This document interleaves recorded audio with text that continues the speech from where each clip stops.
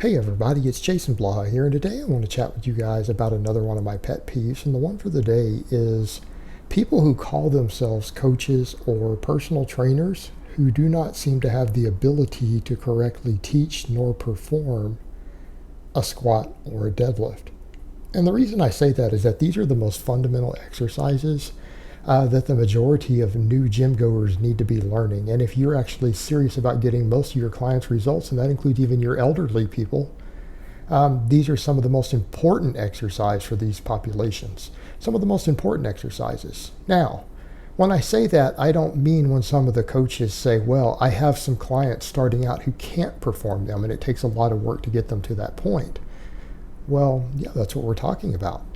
In other words, yeah, you have a 65-year-old man with some hip issues and mobility issues, or a grandmother. If you know how to teach the exercises, you can build their strength and build their mobility up to the point of where they can do them. Right? And that's what we're talking about. But you see personal trainers all the time who want to put people over on machines, and they're there as just their gym buddy. They have them basically just playing around. And look, I'm not even saying for elderly populations, which is a lot of what personal trainers are working with. I'm not saying some machine work isn't necessary or useful for building them up. But you know what? You're taking people's hard-earned money. You're taking their money and you're making a living off of your knowledge and your teaching ability. Now, some of it is, you're there to be their gym buddy. But you know what? Someone can walk into a gym and walk over and figure out how to use a hammer strength machine for free. They can pay a gym membership and walk over and look at the little chart that shows them how to move the arms on it, right? There's a little diagram on the hammer strength machines that show you how to use it. They have instructions on the side. So if you're charging someone $50 an hour or $50 a session to teach them how to do something on a machine that has instructions right there.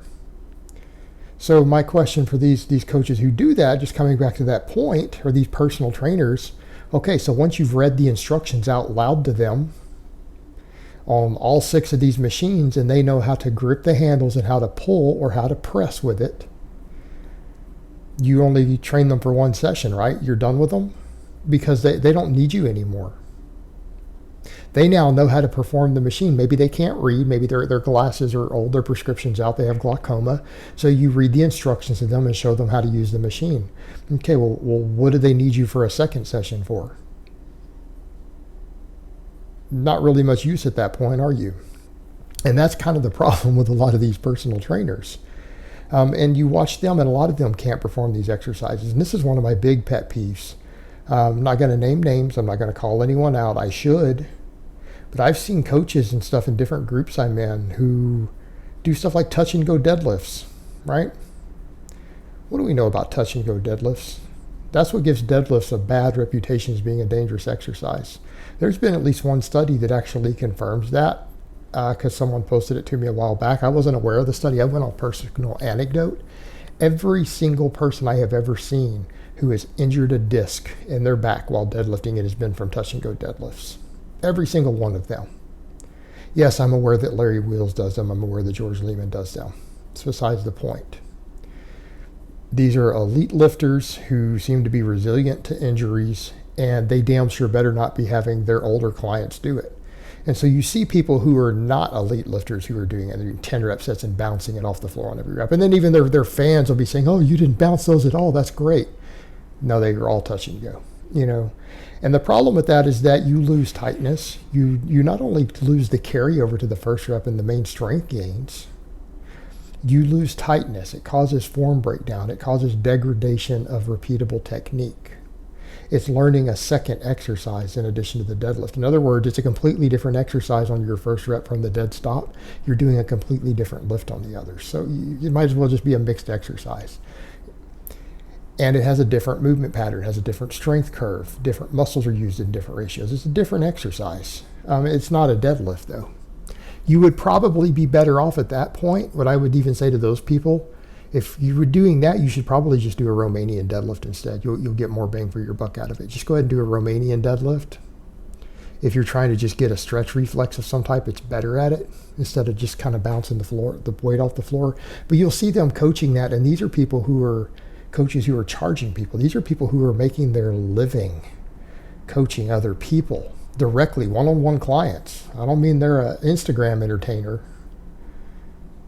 I mean, these are people who are actually marketing themselves as coaches. And let's be honest here, if you're sitting around doing touch and go deadlifts and you're marketing yourself as a coach who's going to help the general population, that's scary. Because you're doing dangerous stuff that's eventually risking hurting yourself and taking an exercise that already has a bad reputation for hurting people when it's really one of the greatest exercises ever invented that people shouldn't really be getting hurt doing. And you're demonstrating bad stuff, and then your clients think it's okay to do it without these people even explaining, I know you're not supposed to do these touch and go, but I'm very, very, very careful with my form and consistent, and it's sub-maximal weight. Because if your clients or other people or followers are seeing you do that, they're going to go imitate it and they're going to get hurt. So you see them doing that, and so they don't even half the time know how to perform the lift, or you see them performing squats. And you'll see some of these personal trainers who are supposedly teaching people how to squat, they're teaching them to do half squats. They're not working on their mobility. They don't actually seem to understand that if you have a client who cannot squat to depth due to their mobility, you do not need to have them do a normal back squat or even a squat with a goblet squat with kettlebells or dumbbells or anything until you fix that mobility issue. And it's oftentimes not just a mobility issue. It can be a strength issue, which is mobility. It's not flexibility. There's a difference. In some cases, it's a mental hang up, and it has to do with their sense of balance combined with their mobility. And that's fixable, right? You can take people and fix that, but you're not going to fix it just by having them do half squats. You're not going to fix it by them doing air squats for half reps. You're not going to fix it.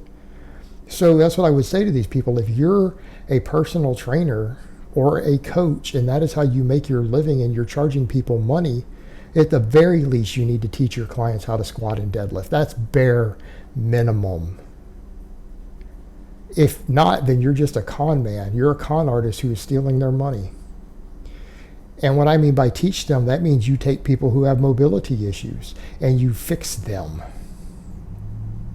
You get them into a situation to where they can do it. You work on their mobility, you work on their strength, you work on their mental cues, you work on their weaknesses until they can do it.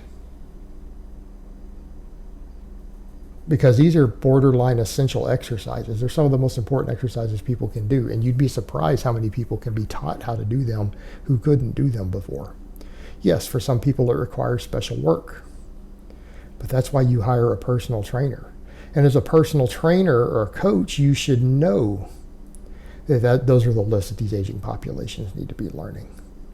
And yes, there might have to be some work done with some partials, which might involve box squatting or squatting to a box and then using progressive range of motion. It might involve doing rack pulls and increasing the range of motion, or better yet, block pulls while you work on their mobility. It might involve doing these things with progressive range of motion to build mobility.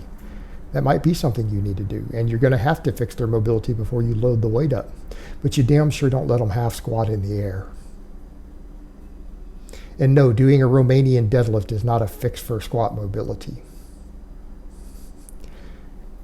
And I have a real pet peeve with this. To me, it really is a big deal, and it makes me absolutely disgusted at this industry at times that you see these professional charlatans who have this level of knowledge about training, and they're supposedly fitness and lifting professionals. The absurdity of it, the audacity of it. These sort of people are complete con men. And believe me, it doesn't just include people without any sort of education. I have met people who have an undergrad in exercise science who just finished their personal training certificate on top of it, who still can't do these things. So it really makes me question the validity of personal training credentials at all.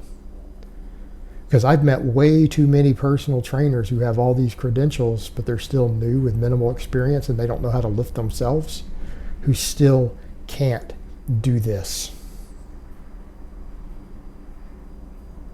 that's a problem. I mean, you would think this is the sort of stuff that someone would take the time out of their day to learn, to at least learn on their own if it's not part of their certificate, before they start taking people's money for coaching and training services. It pisses me off to no end. All right, guys, but that's really all I have to say on that today. I hope it's been informative, and I will talk to you guys next time.